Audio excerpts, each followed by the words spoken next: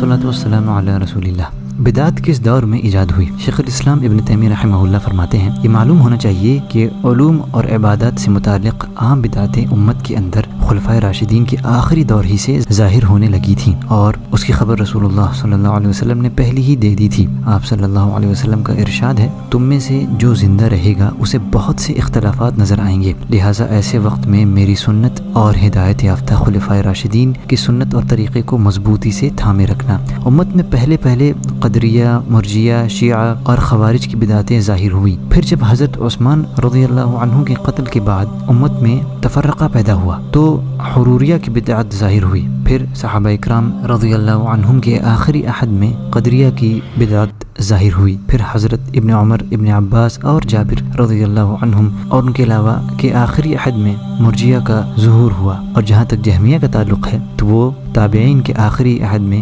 حضرت عمر ابن عبد العزیز رحمہ اللہ کے انتقال کے بعد ظاہر ہوا۔ یہ بھی مشہور ہے کہ حضرت عمر ابن عبد العزیز رحمہ اللہ نے ان سے لوگوں کو خبردار کیا تھا، اور جہم کا ظہور خراسان میں خلیفہ ہشام ابن عبد الملک کے عہد میں ہوا۔ یہ بدعتیں دوسری صدی ہجری میں ظاہر ہو گئی تھیں جبکہ صحابہ کرام رضی اللہ عنہم موجود تھے۔ صحابہ کرام رضی اللہ عنہم نے اس طرح کی بدعتوں کی مخالفت کی تھی۔ پھر بعد میں معتزلہ کی بدعت سامنے آئی اور مسلمانوں میں فتنہ و فساد کا دور شروع ہو گیا۔ پھر لوگوں میں اختلاف آراء اور بدعات و خواہشات کی طرف جھکاؤ کا ظہور ہوا۔ پھر تصوف کی بدعت، قبروں کو پختہ بنانے کی بدعت سامنے آئی۔ اسی طرح جو زمانہ گزرتا گیا نئی نئی بدعتیں سامنے آتی گئیں اور اس کی شاخیں پھیلتی رہیں۔ بدعت نے کس جگہ جنم لیا؟ بدعت کے ظہور کے معاملے میں مختلف ممالک اور شہر مختلف حالات سے گزرے ہیں۔ شیخ الاسلام ابن تیمیہ رحمہ اللہ فرماتے ہیں وہ بڑے شہر جہاں صحابہ کرام رضی اللہ عنہم نے سکونت اختیار کی اور جہاں سے علم اور ایمان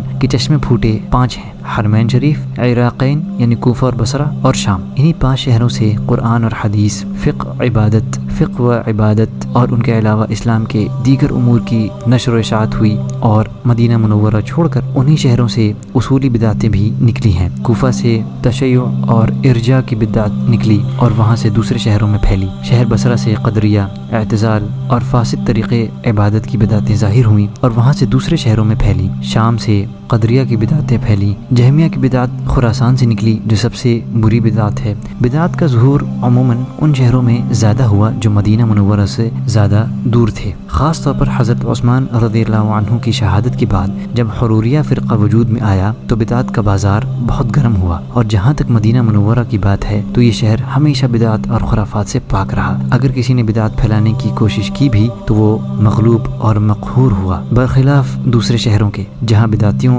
اور خرافاتیوں کی بڑی پذیرائی ہوئی۔ کوفہ میں تشیع اور ارجاء پھیلا، بصرہ میں اعتزال خوب چمکا، شام میں ناصبہ کا دور رہا۔ سچ فرمایا رسول اکرم صلی اللہ علیہ وسلم نے، دجال مدینہ منورہ میں داخل نہیں ہو سکتا۔ اس کا اثر ہے کہ مدینہ منورہ ہمیشہ امام مالک کے عہد تک جو دوسرے صدی کے عالم تھے علم اور ایمان کا گہوارہ رہا۔ ابتدائی 3 صدیوں میں جو اسلام کے افضل ترین دور ہیں مدینہ منورہ میں کوئی ظاہری بدعت نمودار نہیں ہوئی اور نہ اصول دین سے متعلق ہی کوئی بدعت سامنے آئی جیسے دوسرے شہروں میں ہوا۔ جزاکم اللہ خیرہ۔ آج کا پارٹ یہیں ختم ہوتا ہے۔ السلام علیکم ورحمۃ اللہ وبرکاتہ۔